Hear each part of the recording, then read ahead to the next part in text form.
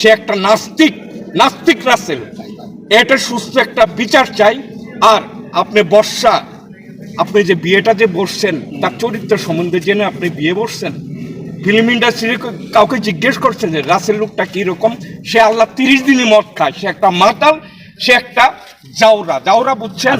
পবিত্র আল কুরআন, যে কোরআন শরীফ নিয়ে মানে কথা বলা তো দূরের কথা, সেই কোরআন শরীফের হাত দিয়ে বলে বর্ষার চৌধুরীকে সে মানে টর্চারিং করে নেয়, বিভিন্ন টাকা চাই না, বিভিন্ন কথাবার্তা আমরা মানে আপনাদের মানে মাধ্যমে আমরা ইউটিউব চ্যানেলে, ফেসবুকে আমরা পাচ্ছি, আমরা দেখছি।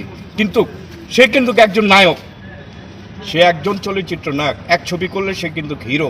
সো সে হলো শিল্পী সমিতির সম্মানিত মেম্বার।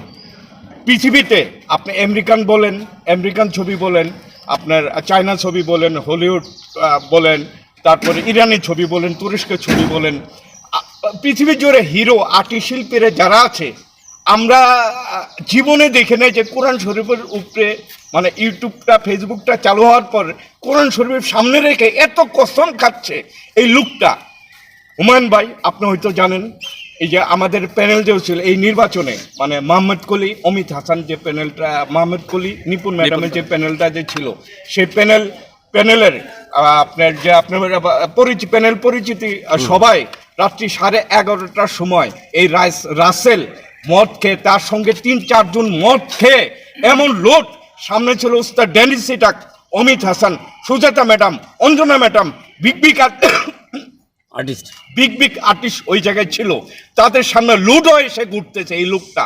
সেই দিন থেকে আমি ভাবছি সে একটা চরম একটা ফাউল একটা লোক। সিনিয়রদের সুজাতা ম্যাডাম, বাবা রে বাবা, সেই নায়িকা অঞ্জনা ম্যাডাম, ওরে বাবা রে বাবা, কিংবদন্তি, তাদের সামনে মদ খেয়ে মাতাল অবস্থায় লুট হয়ে এই লোকটা মনে করে করতেছে আমাদেরকে। আমি ভাই, আপনি এটাকে আপনি কি করতেছেন? আপনি ড্রাগ খেয়ে এই সুস্থ একটা পরিচিতি, প্যানেল পরিচিতি, সবাই সিনিয়রদের সামনে আপনি ড্রাগ, আপনার মদ খেয়ে আপনি এইভাবে যে এসব করছে পড়ে যাচ্ছেন, উল্টে যাচ্ছেন। গুলশান আপনার, বনানী আপনার, ঢাকা সিটি আপনার, মানে বাংলাদেশের বাপ আপনি, এইভাবে মানে আপনি কথা বলতেছেন। পাশে ছিল হেলেনা জাহাঙ্গীর, ছিল পীরজাদা শহীদুল ইসলাম ছিল। তারপর তাকে আমি বলছি, ভাই এসব করেন না, এইসব যদি করে আপনার বাইরে চলে যান, আমার উপরে চোখ রাঙিয়ে আছে। আচ্ছা, তার ফেসটা দেখবেন, সে মানে চাকমা, তার চেহারাটা হলো চাকমার মতন, চাকমা গারো, ফলো করেন। কিন্তু আমার মনে হয় সে মুসলমান না। মুসলমান যদি নয়তো কোরআনের বারবার কোরআন কসম, কোরআন সামনে রাখে পবিত্র আল কোরআন কসম খায়, এটা আবার কোন ধরনের কথা? সে মুসলমান না, সে একটা নাস্তিক। আর একটা কাহিনী ঘটছিল, সেপুদা কোরআন শরীফ ছিঁড়ে টয়লেটে ফেলেছিল, সে কিন্তু পৃথিবীতে ভাইরাল সেপুদা, ঠিক আছে? আর এই কোরআন শরীফের উপরে পৃথিবীতে কেউ যদি করে থাকে মুসলমানদের উপরে, সে বলে সে মুসলিম। এই যে রাসেল, সে রাসেল না। ছবিতে মানে হিরোর অভিনয় করছে, ছবিটার নাম হলো ভাইয়ারে। ছবিটা মানে ফ্লপ ছবি, দর্শক গ্রহণ করে নাই। আর ছবিটা যখন প্রচারণার যখন করছিল, তখনকার রাসেল বলছিল যে পাপমুক্ত সিনেমা, তো পাপমুক্ত সিনেমা সে করছে, বেশ ভালো কথা। ছবিটা মানে রিলিজ হওয়ার পরে 3 দিন পর হল থেকে ছবিটা নামিয়ে দিয়েছে।